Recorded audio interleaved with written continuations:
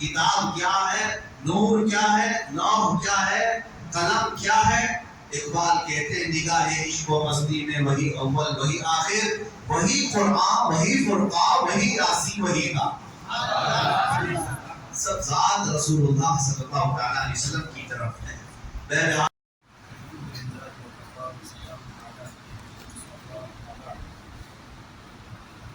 اعوذ باللہ من الشیطان الرجیم بسم اللہ الرحمن الرحیم وذکر فإن الذکرى تنفع المؤمنین صدق اللہ مولانا العظیم۔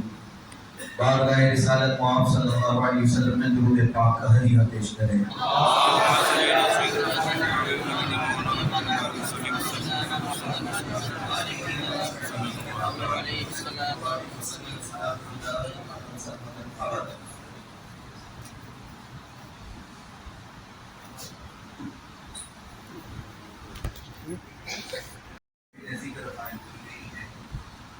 اللہ تبارک و تعالیٰ نے قرآن عظیم میں ارشاد فرمایا وذکر فإن الذکریٰ تنفع المؤمنین، اور یاد دلاؤ مومنوں کو، ذکر کرو اس لیے کہ یہ ذکر مومنوں کو نفع پہنچتا، نفع دیتا۔ الا بذکر اللہ تطمئن القلوب، آگاہ ہو جاؤ مومنوں کے دل کا سکون اللہ کے ذکر میں۔ ہم جب دنیا میں تھک جاتے ہیں تو سستانے کے لیے، سکون لینے کے لیے اچھی جگہوں کی تلاش کرتے ہیں۔ نبی پاک صلی اللہ علیہ وسلم مسجد شریف میں ایک مرتبہ تشریف لائے تو دیکھا دو محفلیں لگی ہوئی صحابہ۔ ایک محفل ایسی تھی جس میں صحابہ اکرام اللہ کا ذکر کر رہے تھے، اور ایک محفل ایسی تھی جس میں صحابہ اکرام علم حاصل کر رہے تھے، یعنی علم دین سیکھ رہے تھے، سکھا رہے تھے آپس میں ایک دوسرے کو۔ نبی پاک صلی اللہ علیہ وسلم جب وہاں سے گزرے تو اپنے ساتھ ایک صحابی تھے، ان سے ارشاد فرمایا جب تم اللہ کے باغیچوں کے پاس سے گزرو تو کچھ پھل کھا لیا کرو۔ جب تم اللہ کے باغیچوں کے پاس سے گزرو تو کچھ پھل کھا لیا کرو۔ صحابہ اکرام نے عرض کیا یا رسول اللہ کے باغیچے کیا ہیں اور پھل کیا ہے؟ نبی پاک صلی اللہ علیہ وسلم نے فرمایا مسجد میں لگی ہوئی یہ محفل اللہ کے باغیچے ہے، جو یہاں سے گزرا یا اس میں شرکت کیا گویا کہ اس نے اللہ کے باغیچوں میں سے پھل کھایا۔ اللہ کے ذکر کی مجالس صحابہ اکرام رضوان اللہ تعالیٰ علیہم اجمعین سے لے کر آج تک چلی آتی ہے۔ تقریر اپنی جگہ پر، نعت اپنی جگہ پر، لیکن اللہ کے ذکر میں جو اثر ہے وہ کسی چیز میں۔ اور پورا قرآن کیا ہے؟ پورا قرآن کا ایک نام پتہ ہے آپ کو؟ قرآن مجید بھی آپ کہتے ہیں، قرآن کریم، لیکن خود قرآن میں قرآن کا نام کیا ہے؟ کئی جگہ پر تو اللہ نے قرآن ہی لفظ استعمال یعنی ارشاد فرمایا قرآن، لیکن ایک جگہ اس کا نام الگ آیا ہے، اِنَّا نَحْنُ نَزَّلْنَا الذِّكْرَ، بے شک ہم نے ذکر کو نازل کیا۔ یہاں جو ذکر ہے یہ قرآن کا نام ہے، یعنی پورا قرآن ہی اللہ کا ذکر ہے، اس کو ذکر کے نام سے یاد کیا گیا۔ قرآن پاک کا ایک نام ذکر ہے، وَإِنَّا لَهُ لَحَافِظُونَ، جو قرآن کی حفاظت کے لیے سب سے بڑی آیت ہے۔ اللہ نے جو وعدہ فرمایا ہم نے قرآن کو نازل کیا اور ہم ہی اس کی حفاظت کریں، تو یہ جو آیت ہے اس میں قرآن کا نام قرآن نہیں آیا، ذکر آیا، ذکر۔ اور آپ کو میں بتاؤں اس ذکر کا لفظ کتنی جگہ پر قرآن پاک میں آیا، اور قرآن میں ایک بہت ہی اہم تجویز آپ کو میں بتا دوں، یعنی ریلیشن۔ ایک جگہ قرآن میں یہ فرمایا کہ بے شک ہم نے ذکر نازل فرمایا، ذکر سے مراد یہاں کیا ہے؟ قرآن۔ اور ایک جگہ میں آپ کو بتاتا ہوں، ایک جگہ اللہ تعالیٰ 19ویں پارے کی شروع میں ارشاد فرماتا ہے یا ویلتا لیتنی لم اتخذ فلانا خلیلا لقد اضلنی عن الذکر۔ کچھ لوگ قیامت کے دن چیخ چلا کر کے کہیں گے پکارتے رہے کاش میں فلاں کی دوستی نہ کیا ہوتا تو اچھا ہوتا. کیونکہ کئی لوگ صرف دوستی کی وجہ سے جہنم میں جا رہے ہیں، بری صحبت کی وجہ سے. لیکن وہاں پر جو بندہ یہ کہے گا یا ویلتا لیتنی لم اتخذ فلانا خلیلا، فلاں کو میں دوست نہیں بنایا ہوتا تو اچھا ہوتا، تو وہ دوست اس کو کیا کیا تھا ایسا دنیا میں جس کی وجہ سے وہ وہاں واویلا مچا رہا ہے قیامت کے دن. اس کے ساتھ کیا ایسا دھوکہ کیا تھا اس نے؟ دوست کیا کیا تھا؟ گمراہ کیا یا کس چیز پر مبتلا کر دیا، جھوٹ پر یا کسی اور گناہ پر؟ نہیں، وہ بندہ خود ہی پکار کر کہہ رہا ہے قیامت کے دن. اس کی دوستی سے سب سے بڑا نقصان ہوا کیا؟ وہ کہتا ہے لقد اضلنی عن الذکر، مجھے اس بندے نے ذکر سے روک دیا، ذکر سے روک دیا. قیامت کے دن یہ خود جو جہنم میں جا رہا ہے وہ کہے گا کہ مجھے اس نے ذکر سے روک دیا. اب مفسرین فرماتے ہیں وہاں کون سا ذکر مراد ہے؟ ایک تو قرآن کا نام ذکر ہے، اور ایک جو قیامت کے دن بندہ کہہ رہا ہے مجھے فلاں کی دوستی نے جہنم تک پہنچانے کا راستہ آسان کر دیا، میں اس کی دوستی نہ کرتا تو اچھا ہوتا. کیوں؟ اس لیے کہ اس نے مجھے ذکر سے روکا. وہ کون سا ذکر ہے؟ مفسرین فرماتے ہیں وہاں ذکر سے مراد محمد رسول اللہ کی ذات. حیرت کی بات بھی ہے، ایک جگہ پورے قرآن کا نام ذکر ہے اور ایک جگہ میرے آقا کا نام ذکر ہے. پتہ یہ چلا کہ قرآن پڑھو تو ذکر الہی ہے، نعت رسول پڑھو تو بھی ذکر الہی. اسی کو اعلیٰ حضرت نے کیا فرمایا ہے، ذکر خدا جو ان سے جدا چاہو نجدیو. ذکر خدا جو ان سے جدا چاہو نجدیو، واللہ ذکر حق نہیں کنجی سطر کی ہے. مطلب کیا ہے؟ سطر جہنم کو کہتے ہیں. اگر کوئی یہ کہتا ہے کہ اللہ اللہ اللہ اللہ کہنے کا نام ذکر ہے، اعلیٰ حضرت فرماتے ذکر عبدی. اگر تو حضور کو چھوڑ کر کے کرنا چاہے ذکر، یہ ذکر نہیں کنجی سطر کی ہے، یہ جہنم کی چابی ہے. بے ان کے واسطے خدا کچھ عطا کرے، آشا غلط غلط کے حوث بے بصر کی. اعلیٰ حضرت فرماتے حضور کو چھوڑ کر تو اگر ذکر کی بارے میں کہتا. الحمدللہ ہماری یہ مجالس اسی بات کی امتیازی شان رکھتی ہے کہ چاہے ہم اللہ کے ذکر کی مجلس سجائیں لیکن نعت رسول سے شروع کریں. کیوں؟ ذکر کس کا نام ہے؟ ایک تو قرآن کا نام بھی ذکر ہے اور دوسرا رسول اللہ کی ذات کا نام بھی ذکر ہے. قرآن میں دونوں جگہ ذکر کا معنی ہے. اچھا، اور آپ کو میں بتاؤں، بعض لوگ جن کے پیٹ میں درد ہوتا ہے جب ہم رسول پاک کو نور کہتے ہیں، وہ یہ کہتے ہیں کہ نہیں، نور یہاں پر جو ہے نا اس سے مراد قرآن ہے. نور کا مطلب قرآن ہے. وہ یہ کہتے ہیں نور کا مطلب قرآن ہے. جیسے اللہ تبارک و تعالیٰ نے قرآن پاک میں ارشاد فرمایا کہ لقد جاءکم من اللہ نور و کتاب مبین. حیرت کی بات، پڑھے لکھے لوگ اگر گمراہ ہو جائیں تو تعجب تو ہوتا ہی. میں آپ کو بتاتا ہوں ایک مثال. آپ کو ایک ہی چیز کو میں دو ناموں پہ اگر بولوں تو آپ کہیں گے زبردستی کیوں بول رہے ہیں آپ؟ مطلب اگر آپ سے میں یہ کہوں کہ میں اپنے سر پر امامہ باندھا ہوں، ایک چیز ہو گئی. پھر تو نہیں، میں نے کپڑا باندھا ہے، کیا مطلب ہوا اس میں؟ امامہ کس چیز کا ہوتا ہے؟ کپڑے کا ہی. الگ الگ چیز ذکر تو نہیں ہوتی. لیکن قرآن جب یہ کہہ رہا ہے قد جاءکم من اللہ نور و کتاب مبین، اس آیت میں صاف ہے. اللہ فرماتا ہے بے شک اللہ کی طرف سے تمہارے پاس نور آیا اور روشن کتاب آئی. قرآن کا ہی نام اگر نور ہے تو پھر کتاب مبین کا مطلب کیا ہے؟ نور اگر قرآن ہی ہے تو پھر کتاب مبین الگ سے کیوں آیا؟ یہاں تمہیں پتہ یہ سمجھنا ہوگا قرآن کی بلاغت، عربی کی بلاغت. یہاں نور سے مراد میرے مصطفیٰ کی ذات. اب میں آپ کو تسلیم کرتے ہوئے یہ بھی بتا دوں کہ ہاں جو لوگ کہتے ہیں کہ قرآن ہی نور ہے، غلط نہیں، ہم بھی تسلیم کرتے ہیں. بعض جگہ قرآن کو بھی نور کہا گیا، اور کیوں نہ ہو. اللہ کا علم ہے، اللہ کی صفت ہے، تو نور تو ہے، بلکہ نور علی نور، قرآن بھی نور ہے اور رسول اللہ کی ذات بھی نور ہے۔ اب دیکھیے دو چیزوں میں نے آپ کو ایک ہی نام چل رہا ہے، قرآن کا نام ذکر بھی ہے اور رسول اللہ کا نام ذکر ہے، قرآن کا نام نور ہے، رسول اللہ کا نام نور ہے۔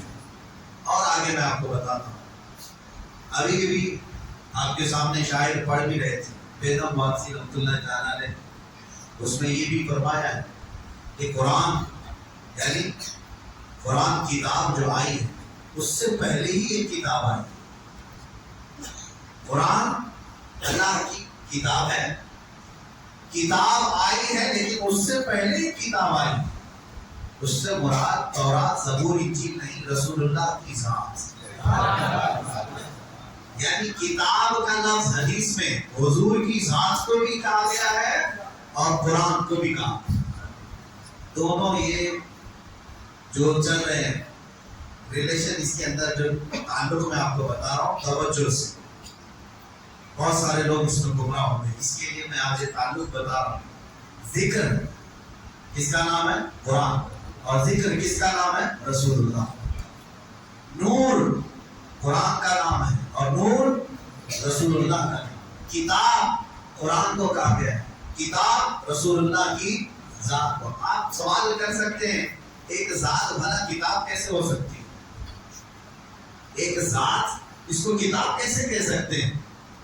کتاب میرے عزیزوں آپ کو سمجھنا ہوگا کہ کتاب کیوں پڑھی جاتی ہے، کتاب سے حاصل کیا ہوتا ہے؟ کتاب پڑھ کر کے آدمی کچھ نالج لیتا ہے، کچھ سمجھتا ہے اور کچھ اس کو نئی معلومات حاصل ہوتی ہے، اسی لیے تو کتاب ہوتی ہے۔ اب کتاب جو پڑھنے والی ہے، پیپر والی ہے، ورق والی ہے، اس سے پڑھ کر کے آپ کو کچھ نالج ملتا ہے، تو مجھے یہ بتائیں وہ صحابہ کس کو دیکھ کر کے اپنی زندگی بدل رہے تھے؟ وہ صحابہ قرآن ابھی جو نہیں پڑھے تھے، قرآن پورا آیا ہی نہیں تھا، اس سے پہلے ہی ان کی زندگیوں میں بہت بڑا انقلاب آیا تھا۔ وہ کون سی کتاب پڑھ رہے تھے؟ تمہیں ماننا ہوگا وہ کتاب یہ نہیں، وہ کتاب ذات رسول کو پڑھ رہے تھے۔ کتاب دونوں نام ہو گئے، دونوں نام ہو گئے۔ اب آئیے اور ایک میں کمبینیشن بتاؤں، سب سے پہلے کون پیدا ہوا دنیا؟ سب سے پہلے کیا پیدا ہوا؟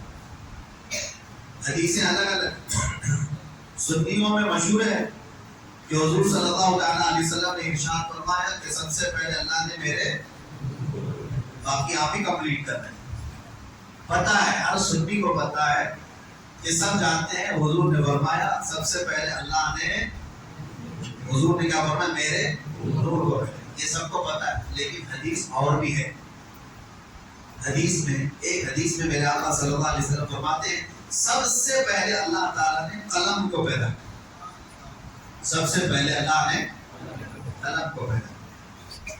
اور ایک حدیث میں ہے حضور اکرم صلی اللہ علیہ وسلم فرماتے ہیں سب سے پہلے اللہ تعالیٰ نے لوح محفوظ کو پیدا کیا، ساری کائنات سے پہلے۔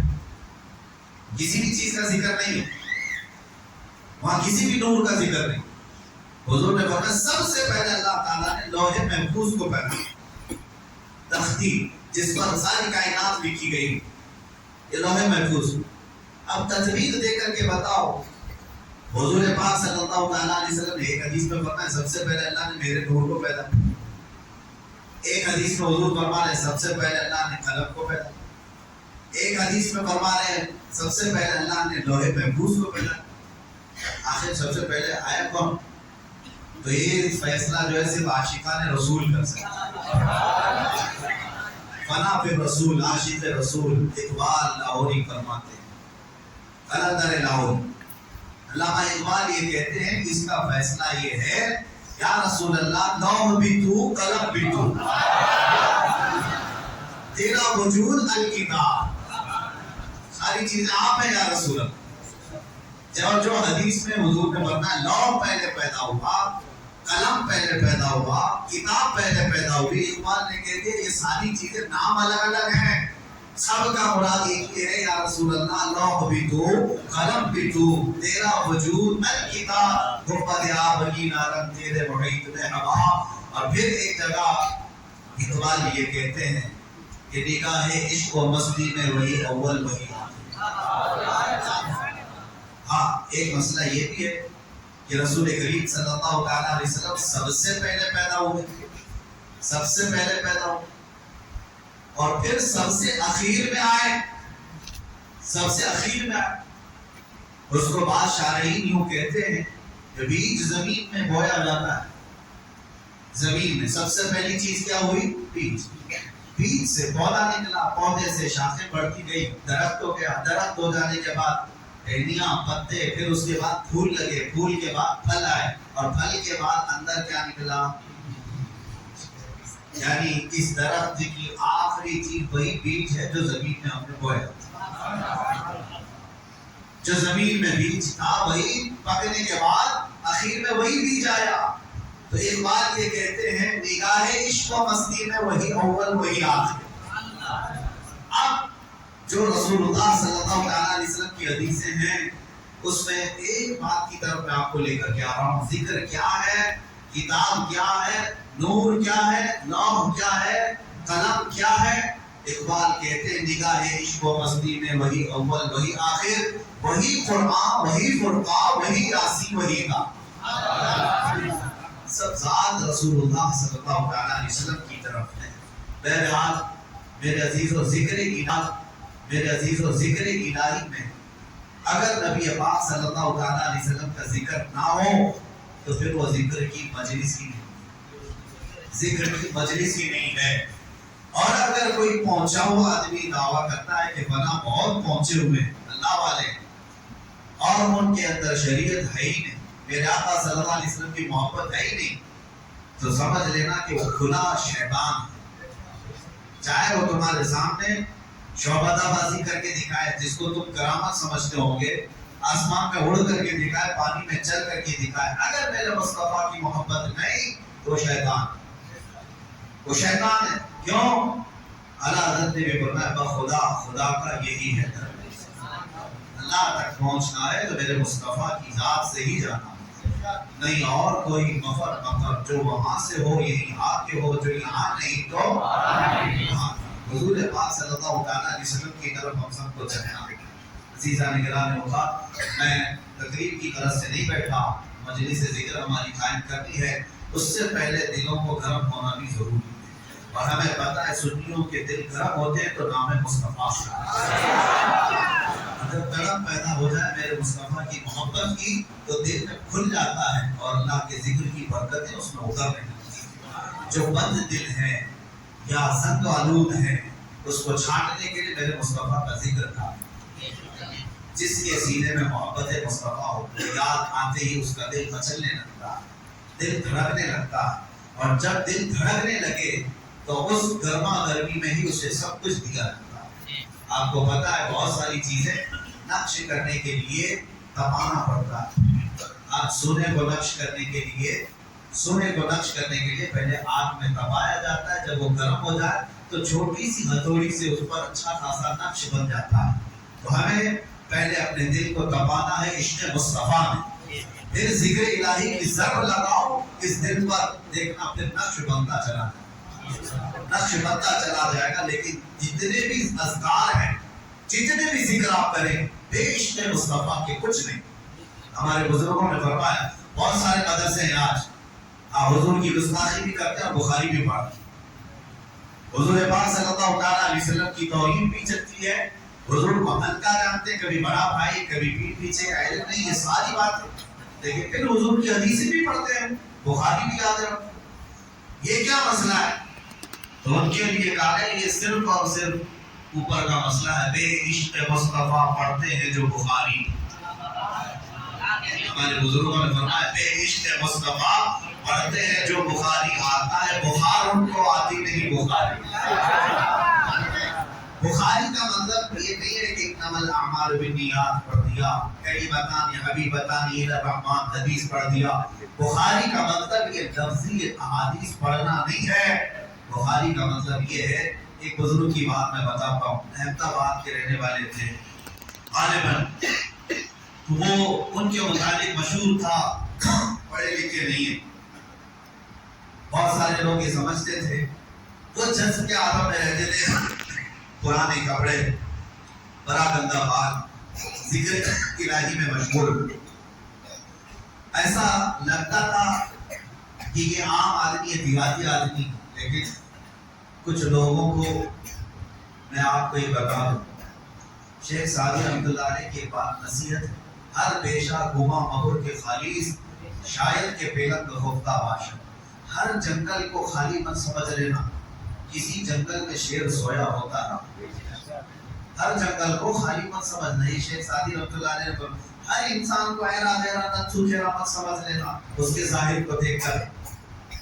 ہاں ارادت ہو تو دیکھ ان کو یہ دے بیضا لیے بیٹھے اپنی آستینوں، کچھ فقراء کچھ قلندر ایسے ہوتے، تو یہ درویش جن کے بارے میں بتا رہا ہوں، اللہ والے تھے، ذکر الہی میں رہتے تھے، لیکن مدرسے میں پڑھنے والے طلباء اور کچھ علماء مذاق بھی اڑاتے تھے، لوگ خامخواہ پیچھے چلتے رہتے ہیں، بوڑھے کیا آتا جاتا تو کچھ ہے نہیں، تو ان لوگوں نے سب لوگوں کو الگ الگ برگنایا، کہ ایک دن لوگوں نے کہا نہیں بابا اللہ اور اس کے رسول کا ہی ذکر کرتے ہیں، کچھ نہیں پڑھے لکھے نہیں ہیں، یہ باتیں بہت پھیل گئی، تو ایک دن اس درویش کے پاس کچھ طلباء ہیں کچھ علماء ہیں، کہا کہ بابا جی ہم آپ سے بہت متاثر ہیں، انسپائر ہیں آپ سے بہت زیادہ، اور ہم آپ کی بڑی عزت کرتے ہیں، ہم آپ کو اپنے مدرسے میں مہمان بلا کر کے لے جاتے ہیں، آئیے توہین مدرسے میں لے آئے اور سیدھے مسند پر بٹھا دیے جہاں بخاری شریف پڑھائی گئی، جو شیخ الحدیث بیٹھتے تھے، کہا کہ بابا جی بیٹھے، ہم آپ سے فیض اٹھانا چاہتے ہیں بخاری شریف پر، وہ ڈھکوسلے پیر نہیں تھے جو لوگوں کے چورے پر اپنی زندگی گزارتے، وہ فنا فی اللہ تھے، یہ اور بات ہے کہ ظاہراً ان کے خط و خال غریبوں سے نظر آتے تھے، بیٹھے، کہا کہ بیٹا میری یہ مجال نہیں ہے، یہ میرا میدان نہیں ہے، مجھے اس سے دور رکھو، انہوں نے کہا نہیں بڑا چرچا آپ کا ہے، آج آپ کو بخاری پڑھانا، بہت ضد کیا، اصرار کیا، تو انہوں نے بخاری شریف کھول دی، سارے طلباء بھی تھے، علماء بھی تھے، بڑے بڑے علماء بیٹھے ہوئے، اب اس مرد حق مرد قلندر نے جو بخاری شریف کو شروع کیا، ان ابن عمر رضی اللہ تعالی قال قال رسول اللہ صلی اللہ علیہ وسلم انما الاعمال بالنیات، یہاں سے شروع کیا، حدیث پڑھتے رہے، بخاری شریف کی حدیثیں ایک جلد دو جلد تقریباً کئی ہزار حدیثیں ہیں، جا کر کے آخری حدیث کلمتان حبیبتان الی الرحمن خفیفتان علی اللسان ثقیلتان فی المیزان سبحان اللہ و بحمدہ سبحان اللہ العظیم، بخاری شریف کی ختم تک پہنچ گئے، حدیث روایت کے ساتھ، سند کے ساتھ، صحابہ کے ناموں کے ساتھ پوری حدیث ہے، میرے عزیزو یہ گھنٹے دو گھنٹے کی بات نہیں، پوری بخاری پڑھنے کے لیے کم از کم میں فاسٹ بھی پڑھوں،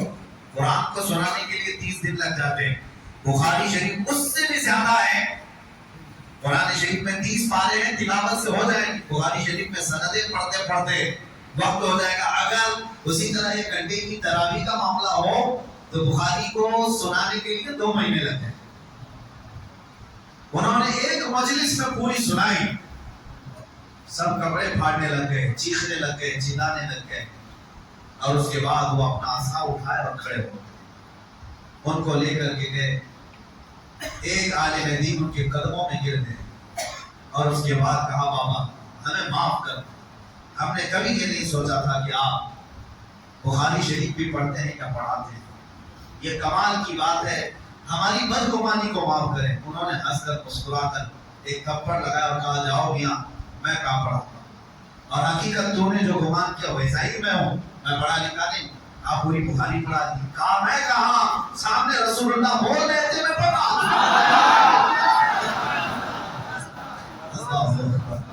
سامنے مصطفیٰ کریم صلی اللہ علیہ وسلم بیٹھے تھے، وہ بولتے جاتے تھے اور میں سن کر کے بیان کرتا تھا، اس کو کہتے ہیں بخاری شریف پڑھنا، بیش مصطفیٰ جو پڑھتے ہیں بخاری، آتا ہے بخار ان کو، آتی نہیں بخار۔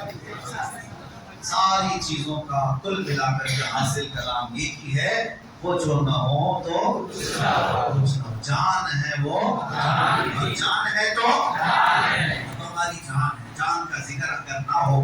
آخری بات میں عرض کرتا ہوں، آپ کو پتہ ہے غار ثور میں جب مصطفیٰ کریم صلی اللہ علیہ وسلم تھے حضرت ابوبکر صدیق کے ساتھ، کفار و مشرکین ارد گرد گھوم کے دیکھ کر کے چلے گئے، نظر کیوں نہیں آئے؟ سبوں نے اپنا الگ الگ انداز بیان کیا ہے کہ اللہ نے حفاظت فرمائی، مکڑی کے جال بن دیے تھے، کبوتری نے انڈے دے دیے تھے، اللہ تعالیٰ نے اپنے حبیب کی اور ان کے صاحب کی حفاظت فرمائی۔ لیکن عاشق رسول کیا کہتا ہے؟